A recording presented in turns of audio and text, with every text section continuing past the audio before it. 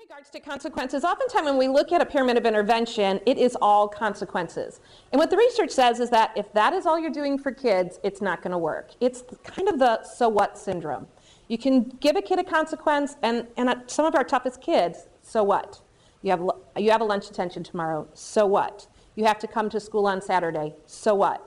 I'm going to call your parent, so what? Consequences alone will not work. We have to do a lot of other things and pair that with consequences in order for them to work.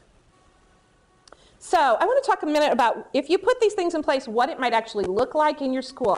And I'm going to use an example of Baldwin Elementary, which is a school in Missouri. This is an example of the bulletin board that was in their cafeteria several years back. And you can see that very clearly they have outlined the expectations for the playground and the cafeteria. And those lessons were taught by the teachers in that building for a few minutes every day until the kids had mastered it. Across the top of this bulletin board, you can see what looks like feet or possibly hands. And when they got to a magic number, the students were then able to sit someplace that they wanted, and they were entitled to a few extra minutes of recess. Just this plan significantly decreased the amount of office referrals coming from the playground and the cafeteria.